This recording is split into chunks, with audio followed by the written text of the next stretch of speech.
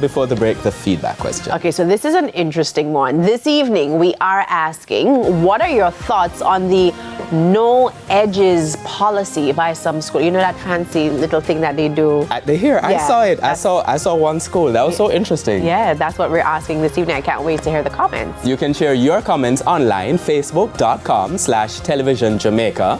And you can post on X at TVJ News Center. Who are you pointing to, Anthony? He's telling me about the edge brush. Did you know about the edge brush? It looks like a toothbrush, but anyway.